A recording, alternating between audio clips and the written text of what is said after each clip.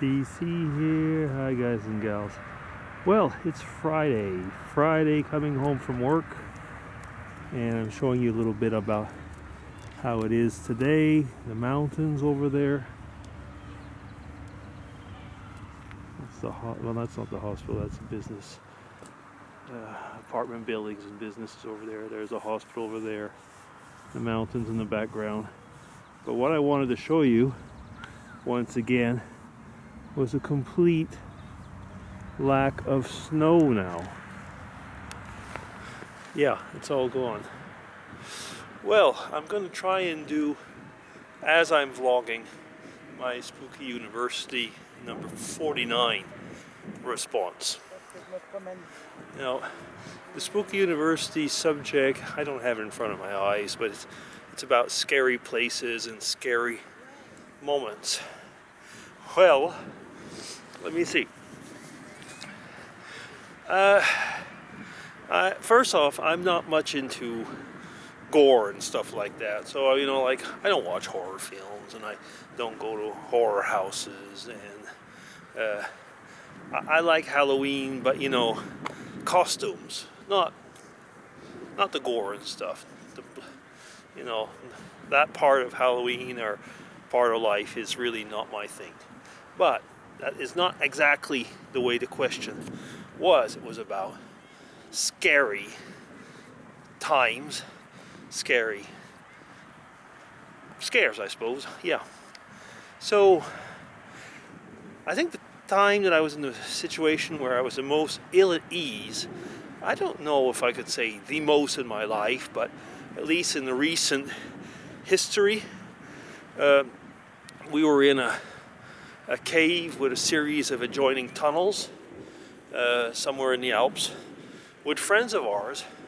We were out hiking, and we came up to a tunnel / cave, and they said, oh, we can save a lot of walking time and if we go through these tunnels. Well, the people that we were with happened to have headlamps. We didn't, so I did have a flashlight, because I probably at the time I didn't have a cell phone. But anyway, I don't think it would be so cool to use the battery of my cell phone off. And anyway, in those things, you try and save lights and follow the leader. So anyway, we had backpacks, full of backpacks on our back, and we're going through these tunnels. It was quite interesting up to a point, and then we got to within the cave, like a really big subterranean hall, which was really fantastic, you know, with the stalactites, coming down, and stuff like that.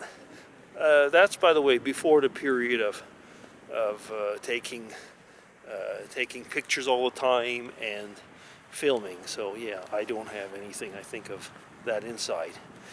But then we had to go. Then our friend said, let me see now. There was a bunch of little tunnels. Now, which one do we got to take? And, you know, I was completely dependent. I mean, like completely dependent on their knowledge or lack of knowledge to get out of there. Well, we did take one, which they said, yeah, that definitely is it. So yeah, we started walking along it, and finally I got stuck. My backpack, because we had to really bend down and get on all fours, and basically my backpack banged me down, and I kind of got stuck there, and I wasn't able to go forward or backwards. I was kind of entubed. Maybe I wasn't really, but anyway, at least it certainly, you know, I was. It's just the way I kind of like wedged myself in somehow. So my friend, I can't remember now exactly if it was my friend or my friend's wife, was in back of me. Anyway, what they did do is they pulled my legs to get me out, and I don't know. I mean, the others also had backpacks, but maybe I had like stuff from the kids in it. I don't know. Anyway, one way or another, mine was big enough that I got stuck. And I've got to say, I've never been a fan of tunnels and caves like that, but you know, I can just imagine what it was like when those people it was in Chile, right? That they got was it how many days? I mean, weeks stuck very deep in the earth, and they were saved, but still, I don't know. I mean, that was probably the most scariest, at least in recent times. Now, what type of things scare me? I don't have any intention of telling you, actually. But it's strange because, like, as you know, because I do trim my trees and stuff like that, so I'm not really afraid of heights.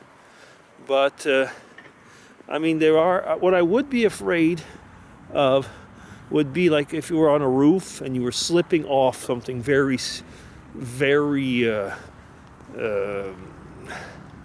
let's say a very high roof, and it was a very sharp, and you would be falling off, and you know, kind of a loss of control, something like that. Yeah, that would scare me, I guess. No, I guess it would. Yeah, so that's about it. That's my Spooky University reply for this one. Oh, well, I'm going to continue the vlog now.